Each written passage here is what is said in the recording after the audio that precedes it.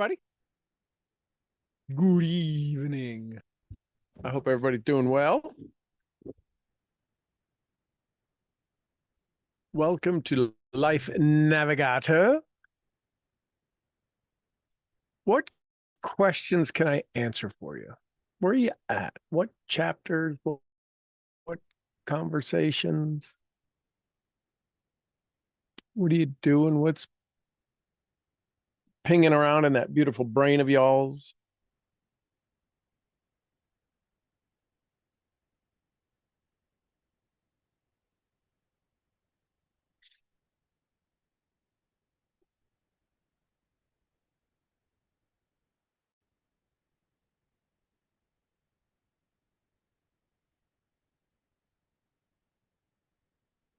What are you becoming aware of?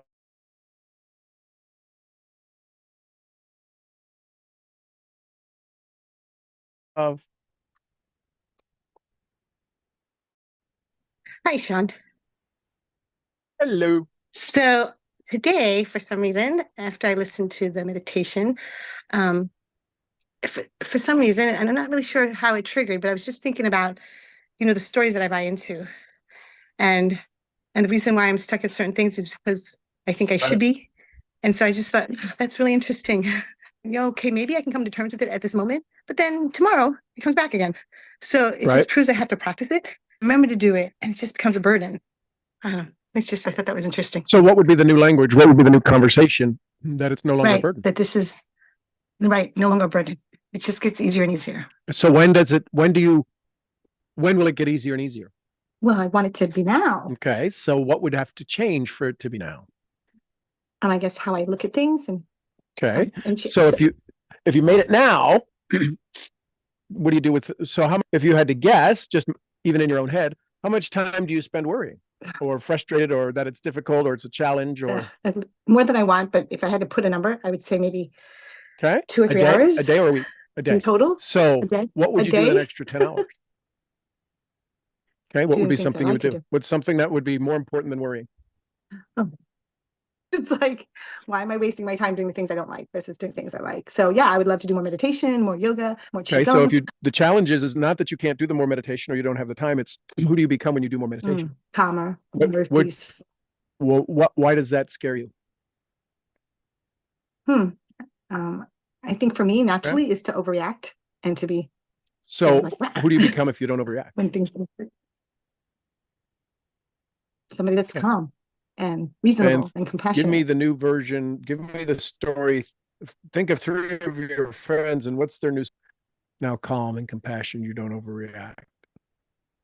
Oh, I think just leaving my family would be like, oh, she kept her cool. She didn't yell at us. She's not just easy to be with and not having to, like my husband, who's like, you're always yelling at me. I'm like, no, I'm not, but I am. So how does a house fire start? With one stroke of match, maybe, or something that blows up. Yeah. So would you throw a match on the floor under your curtains right now? Why not? No, because that would not be wise. Okay, but how do you know that? Have you ever done that? Have you ever had curtains catch on fire? No. Have you ever had a fire in the house? A little fire that was put out. So why did you put it out? So that it wouldn't become a big fire and wouldn't ruin the house. Why don't you put out this fire of frustration and overreacting so you don't keep having house fires? Recognize it when it's. So you've got to go find all these little dragons that are in different places. So part of your awareness might be is what would you personification? What's the manifestation? What's the thing? What's the metaphor that you're going to use for this little trigger? I'm not sure I understand what the trigger is. Okay, so the trigger is when you start to lose your cool. Hey, YouTube. Before you blow up and you yell at your husband, what was the trigger before? Play it back. Walk cool. Is that a release because you're in an argument with something that has nothing to do with them, and that's the release? Is that the blowout, or is that the flow of the buildup? So, if I'm expecting something to be done, no, it's always the same. It's always the same. But yeah, when you get that, you get to blow up differently. And it's not even that; it's your response to that. It's you have a formula, go blow up time, and you just go, and the crescendo. That's a response that you have to when something is a dissatisfaction. So it's never the thing, it's the story you have of the thing. It's the definition you have of the thing, right? So if you look at this description, if you can barely see it, you go, oh, that's a medicine bottle. Does the bottle care what medicine? No. So it'll hold any medicine. Yes. Now, little hard pills are little tiny pills. Metformin are bigger pills. Then there's other things that, I don't know, vitamin C that are big, like horse pills. It'll hold all of them, but it's how much can it hold based upon how big the pills are. This is your frustration. You have a pill bottle that'll hold, identify it as a blow up. So what happens if you take the cap off the pill bottle? What happens if you decide that you're going to maintain your energy? Because between the beginning and the end, is there time in space? Yes. Okay, so go back to a memory of one and go into the space around it and see what was around it. Right, like the meditation in space. Yes. Go back and find one of those timelines, and go back and look to the left and look to the right that you're not paying attention to. The cues, because you can't see the cues right now. So to go back and look at it. Go back and look at it and literally freeze it like they do in the movies and spin it and rotate it and flip far out into space you can go. Because there's people, last time you got angry, it didn't bother me at all. Didn't hear them at all. So there's people that are unaffected by it. So how far out can you go to the unaffected? And then the question is why are they unaffected? Because they don't hear it. They don't feel it. They don't see it. They're not there. Yeah. That blow up right now. What good would it bring to me today? Nothing. No good. Then why throw wrenches in your future? So it's almost like looking at things and say, oh, in the big picture, in the big DMP scheme of things, it really does. 6 weeks from now, it's not going to matter because you'll have another blow up. But what happens if you no longer have any more blow ups? You have to feel other things before the trigger happens or when the trigger happens. If you have some flexibility, I'm starting to feel it. You got to go ask, when you look at that timeline of that last blow up, go back and see, where did it start? Where did the fire start inside of me? Where did the little discomfort start in me? What started to trigger? Led to dynamite. Anger. Because I can take this, I can take a lighter and light a firecracker and go, or I can take the same lighter and light a stick of dynamite. And it can blow up half the house. Question is what is that trigger igniting? Go down your steps, right? Go into your place of peace, go into your little sphere of safety and bring those different moments in where they can't affect you anymore. But you can review them, you can study them, and you can become aware of where you lose your patience, where you lose your joy. Yeah. And bring your archetypes and have your archetypes come tell you and tell them, listen, don't be afraid to tell me, where does this happen? Why is this a repetitive story?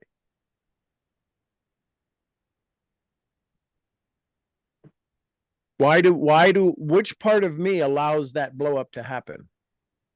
Because if there's a blow up archetype who seems to do it very well, tell them to go packing. Yeah. Take away their passport. They no longer get to stay here.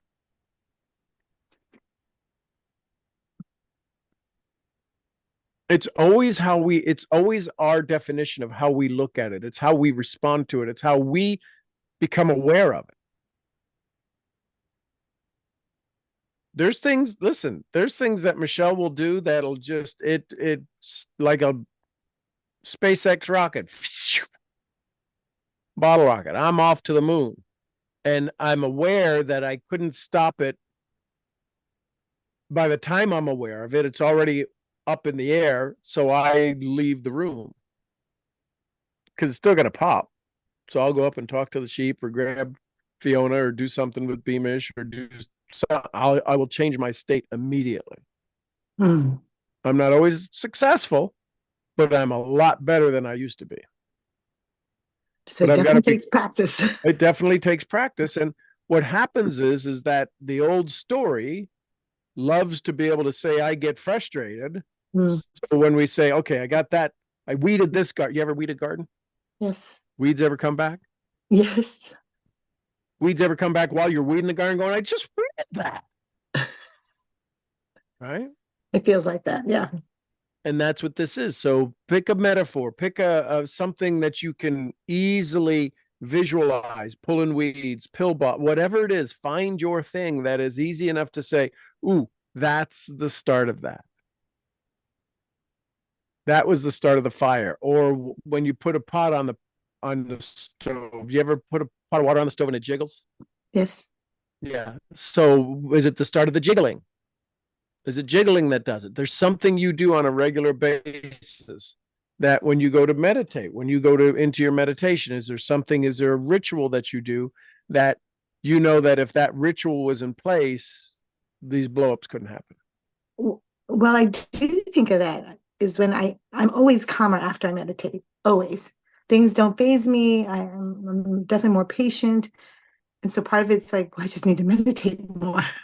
So are you familiar with the 3-2-1 that Jose Silva teaches on? Oh no, it's a long time ago. I don't Okay. remember. So go do that so that you can go 3-2-1.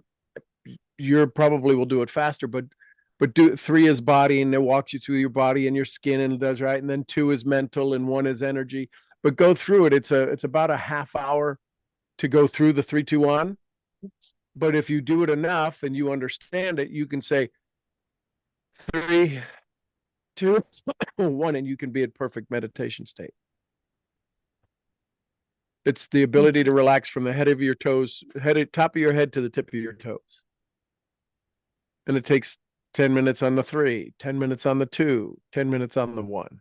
But you do it enough, you say 3, your body goes, oh, 3. Yes. Right? And you may have a technique already that you do that with.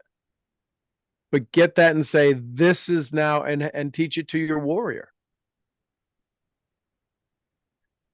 And you teach it to your warrior and say, listen, and you could ask her now, do you know the 3-2-1? Be like, it takes too much time. I just want to fight. So when you, and so this just came to me. When you go to meditate with your warrior.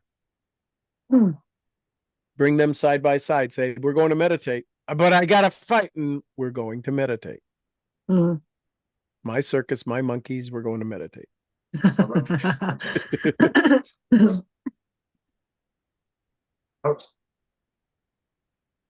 That feel better? Yes. Okay. Thank you. Okay. Go take care of your family. Well, thank you. All right. Who else? Thoughts, comments, questions, takeaways? What'd you learn? Lessons?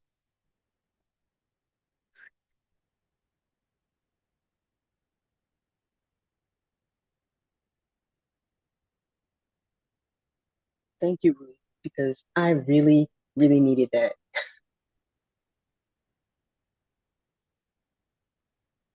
We're all doing it. And so here's the thing. We're all in businesses that we want to be able to have more customers with us and customers and business partners. If we're going through this and we're studying this, what do you think the chances are they're going through something like that and may not even know that they could have a way out? So if somebody asks you what business you're in, you know how you get triggered sometimes? You just get triggered sometimes in your business, in life, and you kind of just feel like you lose an hour or 2 hours a day of just being aggravated and frustrated. I've partnered with a community of individuals. We use some wellness products. We use a variety of mental teachings, wellness teachings to help us take back a couple hours a day of our life. Oh my gosh, how do you do that? Very well. Why do you ask? If you're going through it, the best person you could help is the thing you just went through. We don't have to show up. Listen, hopefully I don't show up and you all think I'm perfect and oh my God, he does everything just right. I don't think you all think that, and I'm okay with that because I am a far distant from getting things consistent even. I do work on the things that are the most important things, right? And that's my state.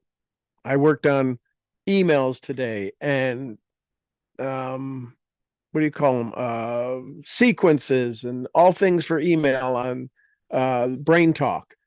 You'll see that this coming weekend. And I was like, I have to go take a break because Michelle and Mason had gone into town. It was a bank holiday. So Michelle went into town with Mason and did some shopping in the big city of Conway. And so I just was deep. I dove in and that was it. And my phone was gone because Michelle went to take it in to upgrade. They had turned it in. So I didn't have my phone. And all I had was just that. And about 2:00, I looked up and I went, oh my gosh, it's 2:00 in the afternoon. I'm going to go see the sheep. And I went up and sat with the babies. And they came over and they played and they wanted a little nudge in. They were hungry. They're always hungry. Little hungry kids. They're like little fat Teletubby kids. So yeah, it was good. And then I went to go see our buddy who does Stacy Kirk, the other sheep rancher, and spend some time with him. So that was cool. That was good. So we've got, if we're going through it, they're going through it. You're not gonna come into contact with somebody who is curious about your business model because everything in their life is perfect. We help misfits.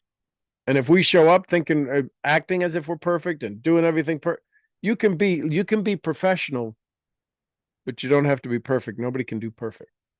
They can do professional, but you can't do perfect. So yeah, just be aware of that. Anything that you're struggling with and you're in a business to arrive at income and arrive at residual, it's not the residual you want. It's the thing the residual gets you. Nobody wants leadership. Why would you want leadership? Seriously, do you really want to lead people? Oh my God. Great thing about leadership is people. Worst thing about leadership is the people. So make a decision. It's about the thing it gets you. You're always on this journey. You're always moving. You're never the title, right? You're never the name that you are, the gold, a platinum, a grand poobah, a level 17 or whatever it is. You're never that. Because the thing is, once you arrive at it, see, you're never a parent. Once the baby's born, you're now parenting. You're never a parent. It doesn't stop there. When you're in a relationship, you're relationshiping. Right? Because if you're in a relationship and you want to be in a beautiful relationship, then it should always be a beautiful thing. The gerund. I don't know why I know that I don't know anything else about spelling or grammar, but it's the action. You're always in action and you're always learning. And then we have to pay attention to, because when you start to move at speed, right? Success loves speed. How many of you have heard that? Success loves speed. Napoleon Hill says, make a decision, move forward. If it's wrong, you can fix it, but move. So to say, I want to get to here, as soon as you're there, it's already too late. What business do you need to be in 6 months from now? What wellness do you need to be in 6 months from now? What leadership do you need to be in 6 months from now? And community is that you're doing the Wayne Gretzky, skating to where the puck is going to be instead of where the puck is. And the challenge is sometimes we get way too far. You're going through the Life Navigator series. You get way too far. You're like, oh my God, I can really help people. Most people don't want help. They want how. They don't want help. Nobody types into Google, help me do this. Oh, I don't want to do that. They want how. Tell me how to do this. Oh, that's too tough. I don't know how. And therefore they don't have to do. But it's the doing. It's this right here. That's why there's more heart attacks in women.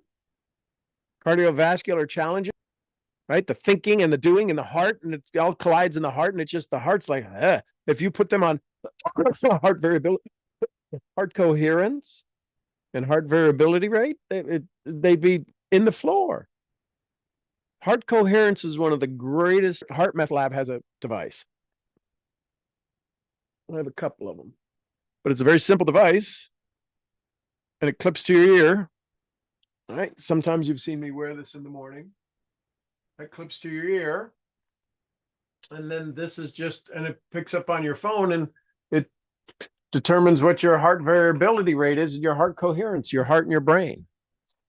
And if you think of something you love, your heart gets into shit and the energy levels go way up. And I love it because when I say, oh, I'm going to think my way up, and I've already got it at a 5, a 6, and then all of a sudden it goes boom, it just the bottom drops out. because I thought I could think myself into love. It's visualization. It's everything. So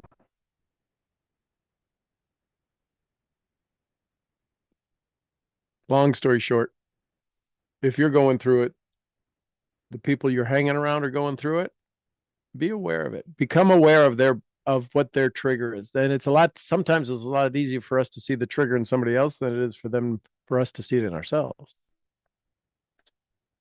Which is why we have mentors.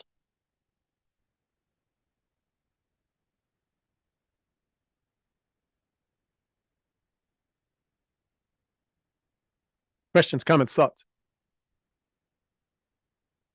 Hello, Sean. Hello, Weezy. I'm just full of questions. Yay. Full of thoughts. I had intentionally being who I am without paying attention, and I became very aware of this, is that I have paid way too much attention to other people, and it's pulled me in all sorts of different directions. Sure. And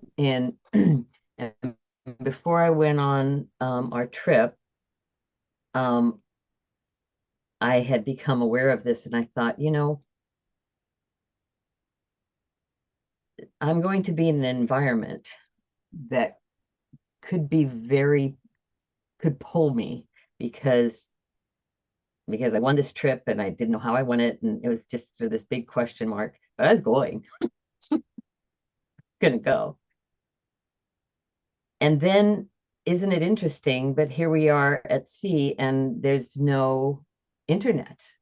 And if I paid $120 for one device, I could have internet. And I'm like, oh, hell no, I'm not doing that. So I went, this is an amazing opportunity, but I could still be pulled. And I made it an intention to absolutely be with myself and not be pulled. And number one, I didn't have any of that electronic distraction, which became a big awareness to me. And I truly, truly, truly had peace and joy. It was amazing. I connected when I wanted to connect with people. And it was just wonderful. I was on my path without hurting anybody. It was just it was wonderful. Now, re-entry, I'm feeling a grind that I'm feeling like I'm fighting to keep that, because you switched identities. You didn't come home as the cruise chick. You came home as the cruise chick going, I don't want to go sit as the Wheezy chick. Wheezy's weak with not talking to nobody. Just show up as the cruise chick.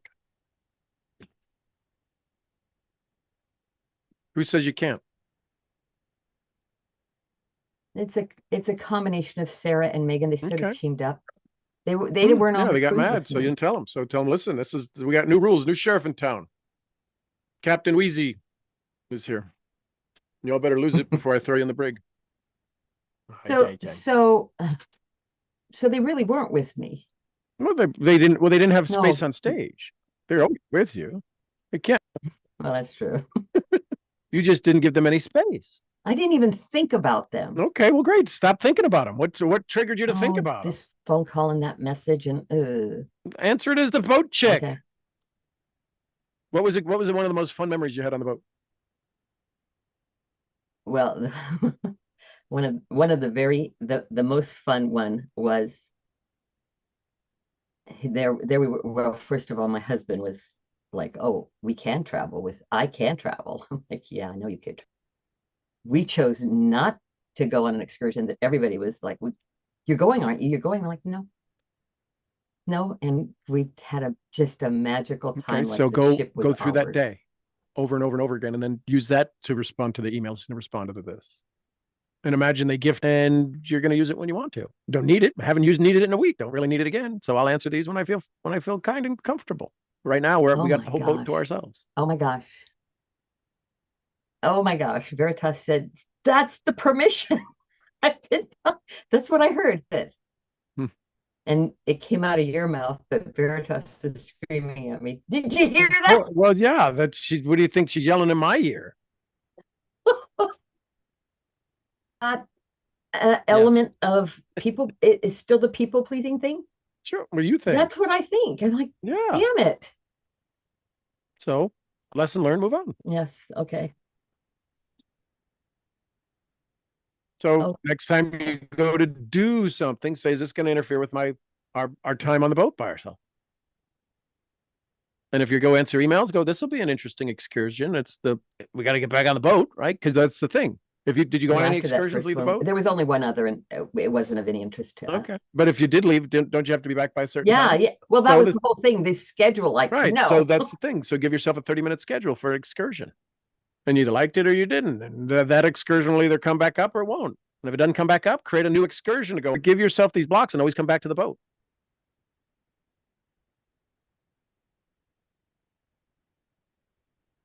Interesting.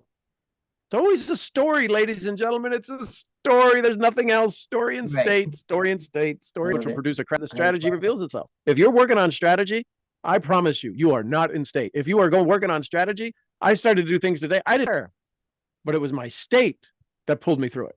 Oh, you just click here. I've never done this before. What am I doing? Now what do I do? Now what do I do? Well, we go do this. We go do that. Your state will always develop a strategy. If you're trying to figure out strategy, you are screwed, blued, and tattooed. It just ain't going to work. It's just not. I don't know how else to sing right now. Yes. I came back and tried to do happy emails. They're not happy emails. Good Lord, knucklehead. You under a certain place. Well, you could have had a device throughout the boat. But did they have like an office space where you could go do a print stuff? Yeah, if you paid through the nose. I mean, everything. No, I know, but imagine if you're in that room. You're going to be in there and you're going to be very specific. Imagine it's $10 a minute, like when you do your emails. Yeah. In and out, baby. That is really interesting. I love that. Now, it's the same crappy emails, but they're no longer crappy because you don't have to think about it. You're clicking off $10 a minute, $600 an hour. It'll be very specific. Exactly. Emails. No way. Love you. Bye. Wow. Thank you, Sean. That will be fun. That's a Wayne Dyer moment, right? Exercise to practice. Like you were saying with Ruth, is definitely it had a taste of that. I do not want to go back. So the question is you either go back or you decide not to leave. You have to decide not to leave. So say, I choose this. And it's always a still reality. Now you can bring that personal reality back to your personality and let your personality create your personal reality. Walk around, wear a hat on the boat. Only when I was outside. Yeah, a sun hat. Go put your sun hat on. Watch your body change. I'm telling you, we have all of that. Why do you think I have animals? You can't eat any of them. Thank God we have chickens. The point is go put the hat on and make believe, close your eyes, walk into your office, put your hat on and say, I'm outside. And you sit down, open your eyes, and you go do emails as you're outside on the veranda of the boat. Yes. 10,000 steps plus every day. That boat was so big. Awesome. Isn't that fun? Yeah, it changes the way you look at things and things you look at change. And here's the other thing. This is an example of Wallace in a certain way. In a certain way. Me and Edison. I think I'm up to 9,980 times I've told get it. You're welcome. Thank What'd you learn? What'd you like? Thank you so much. I can hold. That's what I learned, and what I like is that for $10 a minute, I don't have to grind. When did you ever? You were old enough to remember a long distance charge on the phone. They called it back or whatever, and it's like $7 a minute, and you're like, talk quick. We're long distance. From Iran was expensive. Very much so. And it only happened like once every 2 years. Yeah, and you scheduled it. Well, schedule your work and not your misery. Good one. Thank you. Thank you. Well, you're welcome. Who else? Navigating in this game of life currently. Well, or so if you I'm are. always navigating more and looking for the quantum leaps of more. There's leaps, and I'm always looking for the leaps. And how do you look for them? You've got to pay attention to when it happened before, when you had those, oh, I can't believe, you won't believe what happened today. The universe, because they're there, And there's leaps and then there's quantum leaps. The thing about a quantum leap is it's shorter than a step. Quantum leap is as close as your skin as far as you want to go. All right. And so the challenge is that when we do have a quantum leap, and then we throw it away. We trip. You've ever heard the phrase tripping over dollars to pick up dimes? You have a lot of phrases. Okay. So, so there's a phrase that says people are tripping over dollars to pick up dimes. And what happens is we're tripping over dreams to pick up misery. It'd be tough. We haven't wired our language, which is why I'm working on a brain talk series to help us understand that we get to ask the question, is this all that's there? Listen in your room. Is that all that's there? What did you hear new? How far away are they? They're all around me. Right. So how far do the crickets go? I feel like I don't know, there's a lot of them. Now that you're right. listening. See, two of the two things the brain's wired for. Number one, Survival. so are the crickets a threat? No, but why? But why did you allow yourself to hear them? because I brought awareness to them. And if they're not a threat, why would you continue to listen to them? If the crickets go on for a while, how deep in how far away are the crickets that bring you the most peace? How far away are the crickets that bring me the most peace? My head almost. And do you think they all just started to move to you, or do you think that you energetically, and I feel like they are enjoying the fact that we're talking about them. So they're like, recognition. Men and women die for it, and babies cry for it. It's the first time those crickets have been recognized. Aw, Think about it. Now, that made me so happy. And we're talking about freaking crickets. Look at your state. The thing we want isn't going to kill us. Yeah. But every time we go after the thing we want, something is going to kill us that keeps us from it. I don't know why we do that. But what about the parts of ourselves that we have to kill in order we to can get kill it, to or we those can. You ever things? see a snake skin? Okay. How did the snake lose its skin? To And grow why new did it skin, lose its because skin? it got bigger. Shed all that other stuff. You don't even have to spend the energy to kill it. Just let it go. Yeah, it's a natural In phenomenon. Florida, lobsters molt, right? Snails. Leave it, and the little horseshoe crabs or whatever those things are that get the little house, and you go buy a bigger shell, and it leaves that shell and goes into the bigger shell. Hermit crabs or whatever they are. Just grow, expand. The challenge is we're trying to go, and then we have this explosion, and it's usually not of a good nature. I've really been enjoying and how there's so many things we've learned and so many concepts, especially on this path of personal development and spiritual growth, that you're just analyzing and thinking about that block you from realizing like the simplicity of to be very present and just witness and listen to whatever things that I've jammed into my brain for the last 5-6 years. Can you still hear the crickets? Yeah.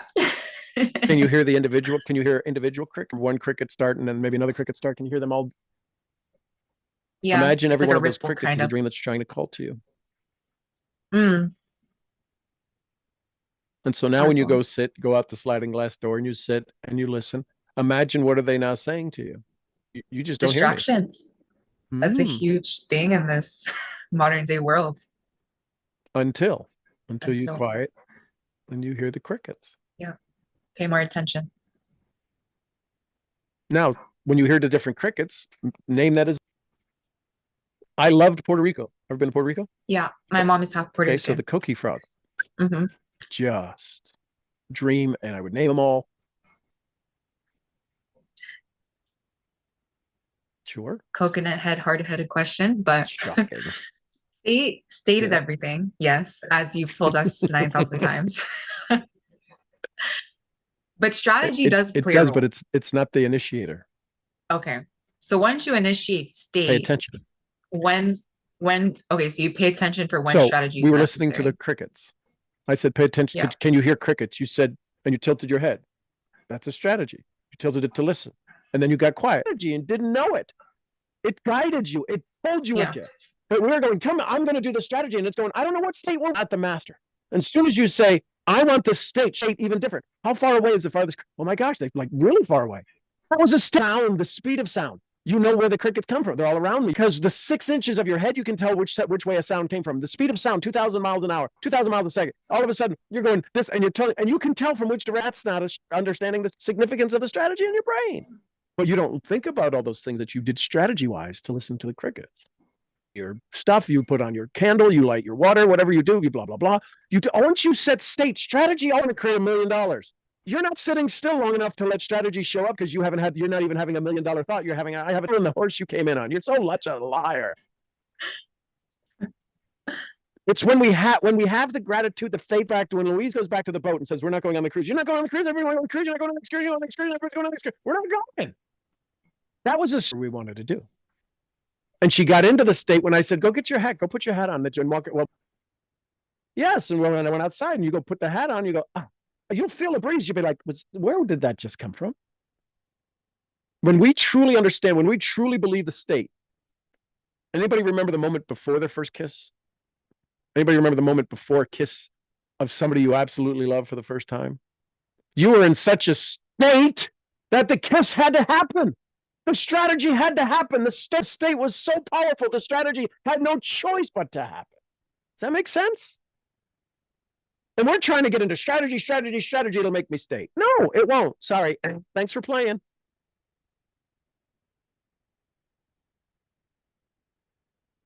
When you get into state and life shows up and you won't believe what happened. No, I won't. Yeah, you're right. Tell me I won't. I've only heard it 1 million times. No, you won't even believe it. So strategy is the doing and state is what guides the doing when you're aligned. I want to make sure I replay the words and hear them. Nope, Do you want me because to I got repeat them. that? Strategy is the result of being. I get that. Right? Does that make sense? Because it's not the strategy is doing, it's state first. It's the being, because there is no doing. But you hug them because you're like, it's just appropriate, and I don't want to have to deal with the blah blah blah, blah, and you hug them anyways, right? Mm-hmm. That was a doing of a hug when we hug. Does that make sense? There won't be any doing when we hug, because it's only state. State will result in doing. Doing is effort. It will be effortlessly for me to see you, find you, run to you, hug you, pick you up, and squish you. Does that make sense? Yes. So there is no doing in state. So there's strategy only is the result of state. Otherwise, if you're in story, you're doing strategy to try to maintain a story, and there's a lie between the story and the strategy because it's not the state you want to be in. Yeah, that makes sense. That's reminds me of dancer becoming one with the dance. There's no effortless effort. There's no thing. Yep. That makes sense. So there is no doing when you're in state. You could be sweating your ass off doing something, and there is no doing. People ask me, so when I last year went over to the family, the Kirk Ranch, and was helping them with their sheep and was there and shoveling and moving stuff and this, and they're like, how are you? I said, because I love this. There is no doing. There is no doing when you're in love. I mean, fall in love with it. There is absolutely zero doing. And no limitation. We do things that seem physically, it's like, how did you even do that? Because I was in state. And then everybody goes, how do I get it in state?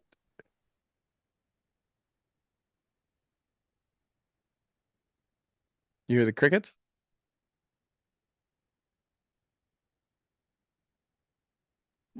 Yes, I do. I'm also at work, so I'm okay. multitasking. But the crickets are here with us. Good. They're enjoying the conversation. So one thing you learn, one thing you like. Okay. It was confirmed for me, which I learned and I liked, that state is the initiation to focus on anything else beyond my state. And when you get into when you are pulled into strategy, pay attention, and then ask at the end of that, does that give me the state I'm seeking? Yeah, and sometimes it's a false sense of state that just comes from what this reality has told us is a good state of just crossing off things from a list or being productive for no reason. Addiction to approval. Yeah.